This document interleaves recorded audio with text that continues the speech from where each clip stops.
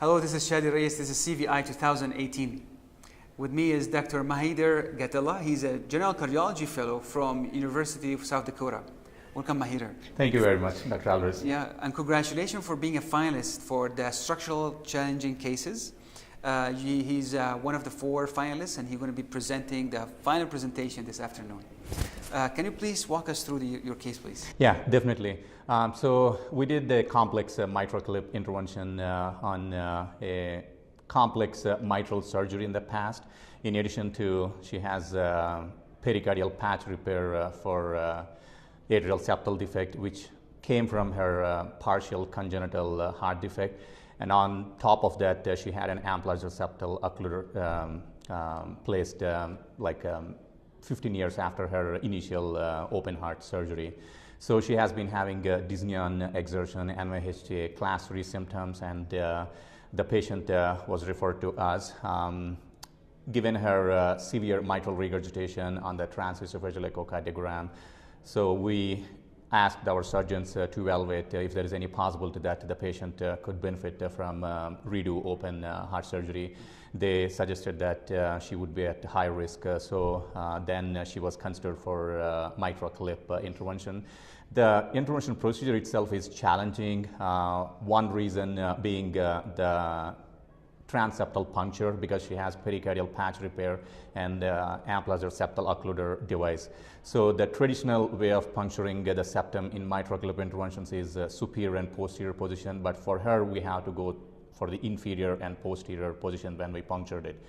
After we are in the left atrium looking in the surgeon's view, the patient has cleft A2 mitral leaflet, then that would be a challenging to place clip. So we planned for let's go for one clip first. So we placed one clip, and the patient still has mitral regurgitation and significant opening in the remaining area. So we decided let's put a second clip in a V configuration. So we have 3 equally spaced mitral valve after putting the mitral clip, and the regurgitation decreased significantly from 4+ to 1+, and her mean mitral wall gradient were acceptable, 5 mmHg post procedure. So we are satisfied with the result, and 1 month follow-up visit, the patient felt significantly better from the dyspnea and exertion standpoint. On the way back, did you close the septum? No, the patient had very small left to right shunt. We thought it will eventually heal, so that's why we did not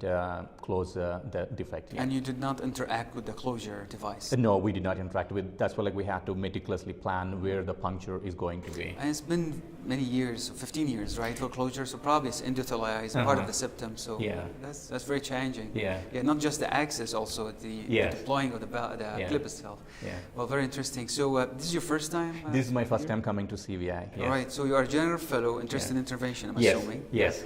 And what's your impression compared to other venues? Yeah, it's a very great conference, especially interacting with people, very approachable, because in other conferences they're very big. I saw live cases doing Dr. Saraj and Brillaki, so I am interacting with them in these meetings personally. That's it entirely big thing for me as a fellow, watching them on the big screens. Now I'm meeting them personally at CVS. That was huge thing for me, and that too, the sessions for me as a general cardiology fellow, going through all the basics of the diagnostic. When we have nice sessions like radial access and then the PCI standpoint basics, it's very helpful for me in terms of education to learn. So it's very helpful. Good. I mean, I'm glad you're having good experience, and hopefully you can submit next year as well and see you here. Definitely. Please watch this video and other videos on CVI.com and also the CVI YouTube channel. Follow the hashtag CVI2018. This is Shadi Reyes from Denver, Colorado. Thank you, Maheedhar. Thank you.